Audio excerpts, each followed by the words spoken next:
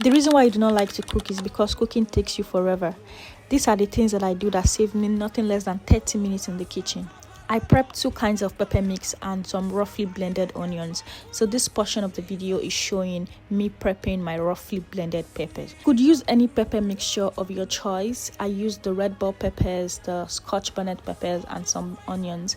You could also use the long ones, I think they call it bawa, and then just mix it together, and I transfer it into a Ziploc bag and then I flatten it. Reason being that anytime I want to use it, I can easily break off whatever quantity that I need, as opposed to just putting it in a Ziploc bag without flattening it or just putting it in a bowl. That is going to take you so much time to defrost anytime you need to use it. And you can use this pepper mix to make a lot of things.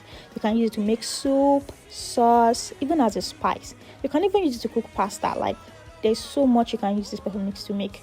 And this is what I mean by flattening it. Can you see how flat this looks? So anytime you want to use this, it's very, very easy to just break apart and use whatever quantity you want to use. So the next thing I'm going to be doing is my onions. For my onions, I just blend whatever quantity I'm going to need for the month, and I had some garlic as well. You don't have to do this. You can always blend your garlic and ginger separately. I don't really like ginger in my food, so I would rather blend the garlic with the onions itself. And I do whatever I did with the pepper mix with this as well. I flatten it and I transfer it into the freezer. To be honest, your meal prep doesn't have to be these or restricted to these things I'm showing here.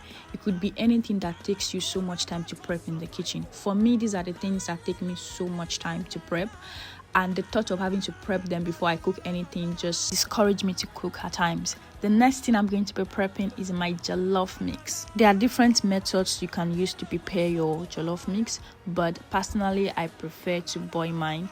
You could also roast them in your oven or air fryer before blending them, or you could also saute it with some seasonings before blending them. So this is me washing some tomatoes, red bell peppers, some long peppers, and also scotch bonnet peppers.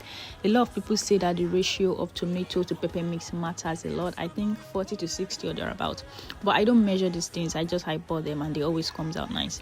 But if you want to know about the measurement, you can always watch some YouTube videos or Instagram videos where they talked about things like this. I boil my pepper mix for about an hour or more, and I allow it to cool down before blending. So when I want to blend it, I blend it with some onions, garlic, and ginger, and that's it. Your pepper mix is ready. Can you see the color? Very beautiful.